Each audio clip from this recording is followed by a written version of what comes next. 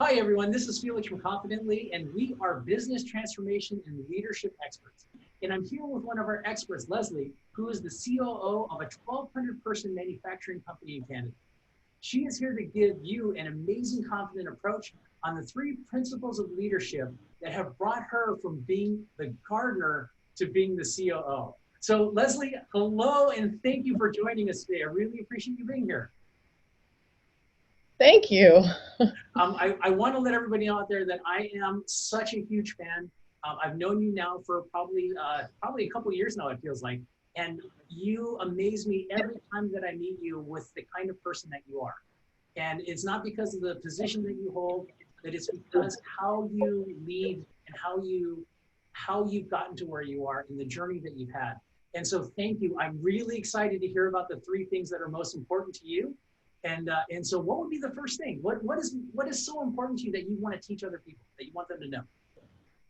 Well, the first thing for me was learning how to schedule my life so I could have work-life balance. Because if without balance, there's nothing. You can't have 10 hours of work and 10 hours of home and 10 hours of the rest of your personal life because there's not enough hours in a day. And if you don't have one, you don't get the other. So how did you do that? So what did you realize in the moment where it was just like your work was just overcoming your life? You know, what was happening at that time? Well, I would go to work for 10 hours a day, come home 12 hours a day some days, 15 hours a day, come home, do schoolwork at the same time I was going to school. And I just wanted to sleep. I just wanted to Netflix and chill, whatever you want to call it. I wanted to do nothing but sleep, and I was exhausted and tired and wanted to cry every day because I was overly busy, 30 pounds heavier than I should be. Went through a 20-year marriage and failed because we didn't communicate, and it was also my fault too. I didn't spend the time with them. Then I had a son during our marriage. It was incredible. So it became work or son. That's it, nothing more. So I didn't take care of myself, and I was always a happy person, but I was never everything I could be. And I was never everything I could be at work as well. So the more tired I'm at home, the more tired I become at work, and you just feel like a failure. And that's not what I wanted in life. It was awful. So So that one I moment learned. that made the change for you, where you decided, you know what, I need to do something different because otherwise everything's going to fall apart here. You know, like how do you Um, go about making that decision? How did you change? I went to put on a suit coat for work, and nothing fit anymore. It was awful. I thought, how did I get here? I looked in the mirror, and I was tired, and I was working so hard, and I was doing really, really well at work. So everybody, as far as they were concerned, I was great. Um, I'd literally been apart from my husband for a long time then. We were friends, we were roommates, and he's a great guy, but never my guy. So we were just apart all the time. Mm. So I decided at that moment, I was like, no more. I'm going to get up, and whether it be an hour earlier, and I was going to exercise. I was going to take care of myself. Then it was like, okay, now I got to eat. Now, how am I going to get this all together in one day? So I had to learn, and I actually started with Tony Robbins with the RPM plan on how to schedule a whole work-life balance. And so I could make sure that I got in my healthy times and leveraged my son, for example. My son Nathan's 11, teaching him some skills, teaching him how to, hey, can you help me schedule what we're going to eat for the week? So he does the meal plan. He orders it on our Save on Foods app, for example, and then I just hit send and purchase it. And now he's empowered and can take care of himself. At the same time, we cook together. We do that 2 or 3 times a week, or we cook 2 meals one night, so then the next night we just warm it up so we don't have to cook again. So it's a matter of, if you schedule things and if you can see where things are, you can see where your gaps are, where you can make more time. How do you get more time? Don't do your own laundry. Use somebody else. All of those things. It's really good. Amazing. Yeah, so like that's actually a really big thing. What can you, like, for all of you executives out there, what can you do? What do you need to do less of right now to have a better life, right? What can you do less of to get Yeah, even better results? And I think laundry is one of those things. absolutely. So leveraging your children. If you can leverage your child, you're teaching him their or her their skills for their future, so they know how to. They can make a plan. They can take care of themselves. My kid gets up and goes to school by himself, and he doesn't need me anymore, which of course makes me very sad. But at the same token, he can take care of himself. He gets himself up. He gets himself dressed. Gets on the bus, packs his lunch, everything. I don't have to do anything, which then I can actually spend the time just having the fun stuff with him or going through homework with him. And I don't have to be worrying about making a lunch because he's done it. He helps with the meal plan. So he knows how to schedule those things. He knows how to make his own appointments. It's so weird. I don't do laundry. I have somebody clean to my house every 2 weeks. Amazing. She spends 5 hours. So for me, I spend $120 for somebody to clean my house and do my laundry, which I used to spend 7-8 hours a day on a weekend doing myself. So sorry, this is my energy efficient way. It's a great They make sure that I'm always moving.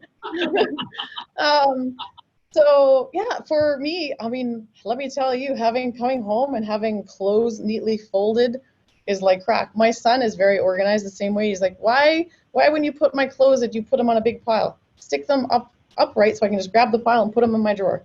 So if you're going to fold them anyways, put them away that way, the same way they go in the drawer. Why touch it twice? Which is brilliant. Yep. But I literally, for $240 a month, I got 16 hours back. Like, that's crazy. So yeah, I love it. That's wouldn't trade it for the world. And also you and I get to go to the gym. Yeah, well, you've also taught your son how to innovate too. Just those little things. Yes, yes. They save time, they save energy, they actually improve the quality of life for everybody around. It's just, you think of it as something so simple, but it's true. You want that in your organization. It's like you want those little tweaks to keep happening. And then next thing you know, you're growing 10, 20%. And I do more with my family, my work, my son, myself personally. I literally work out every single day. I do yoga or I'll do cardio or something for an hour. Wow. I literally every day, 7 days a week.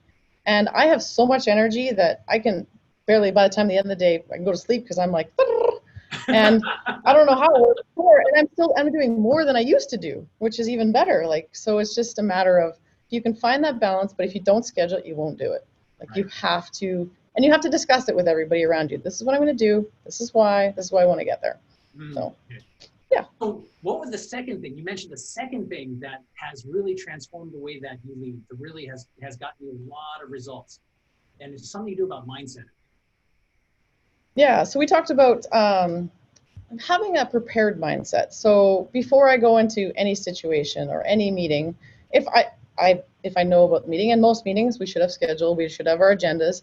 So you should already know what you need to go through, but going through, there's, other ways to do it, like decision-making process. What's the worst case scenario? So literally, if this happens, this is what happens. If this happens, this is what happens. So by the time you actually get into that meeting, now it's like, I practice this. I know this. Why am I stressed out? Because guess what? I've done this 10 times before because I literally have in my mind.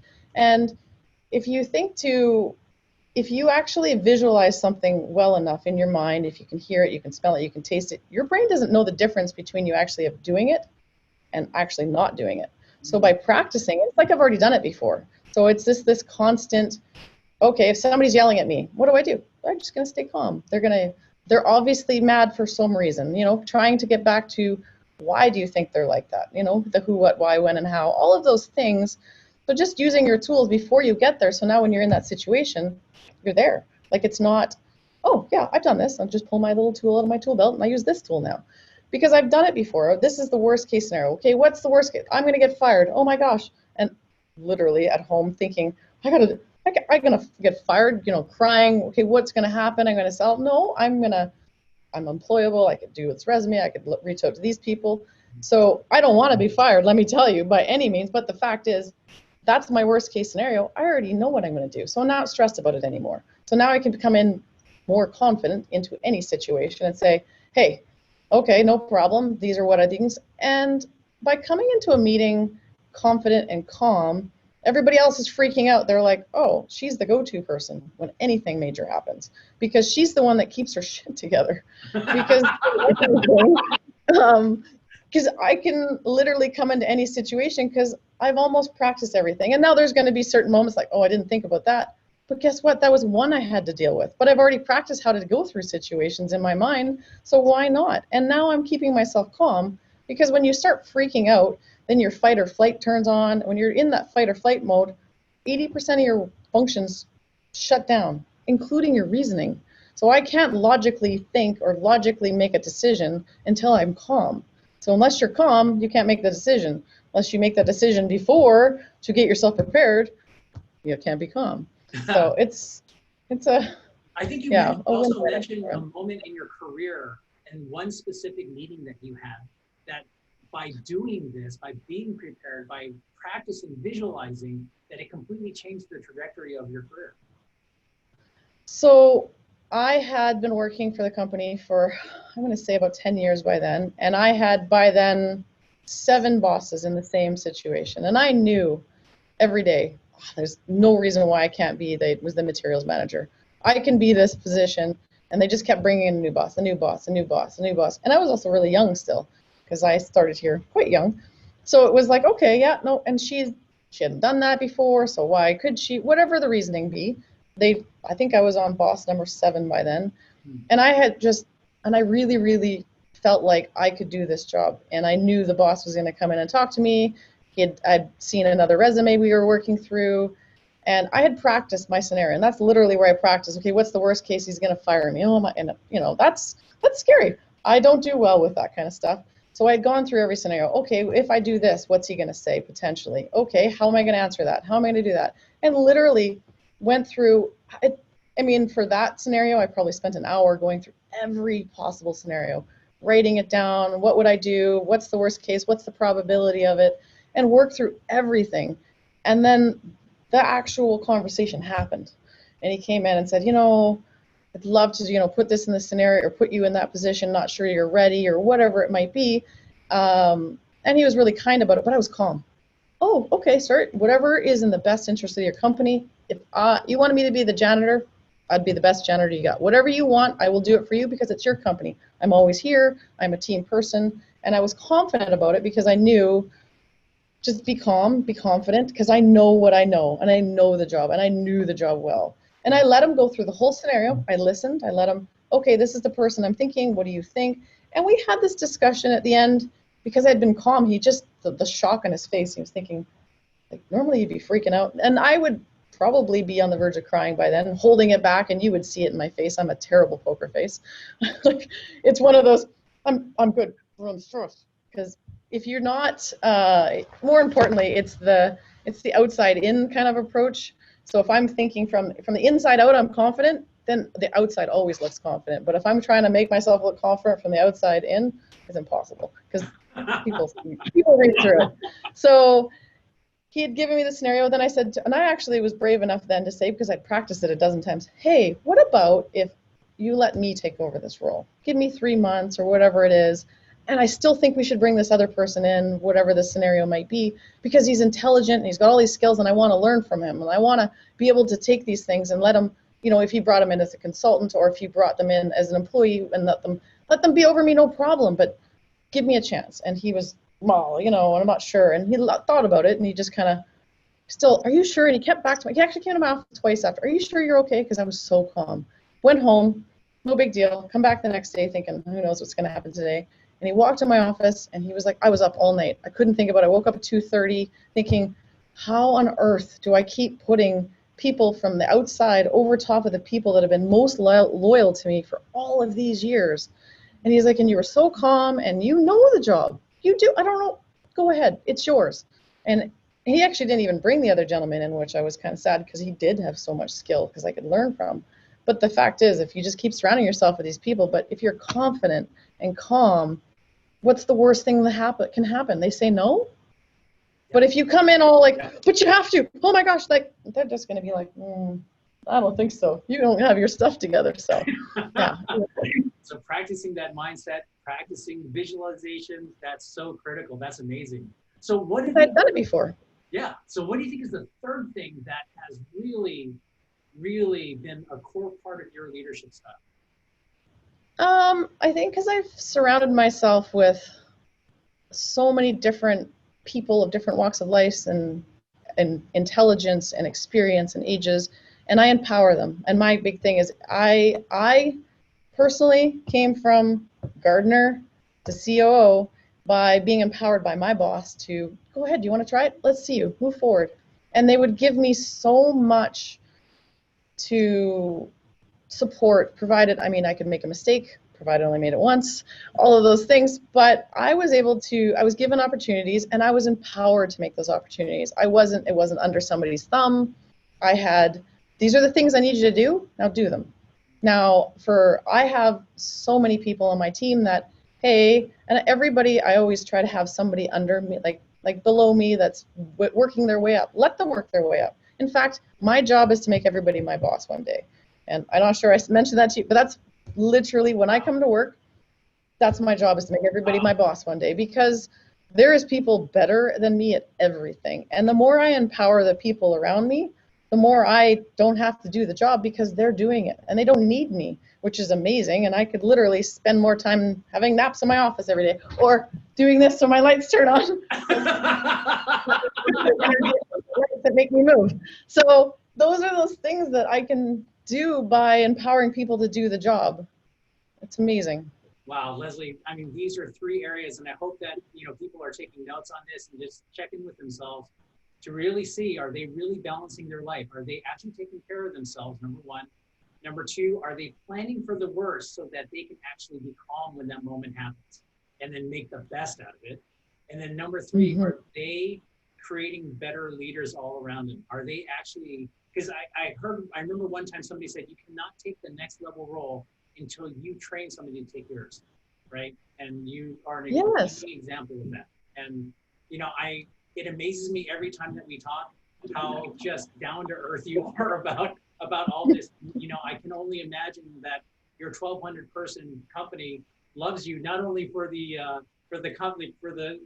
plank competitions you put on, but just the amount of care and love that you put into them, and that it just shines. Thank you. I promise you, not everybody here loves me every day, but that's my goal, is just to keep them and make them the best that they can be. So if you can't, and you can't have everybody love you for everything, but at the same token, if you give it your all, that's the best you can do. That's awesome. So, Felix. Leslie, thank you so much for the time. I really appreciate it. That's our a confident approach. And if you want more, just click like or subscribe. We'll have more information for you. And Leslie's there to help. She's a lover. She's a giver. This is what she does. So thank you very much and have an amazing day. Thank you, Felix. Super appreciate it.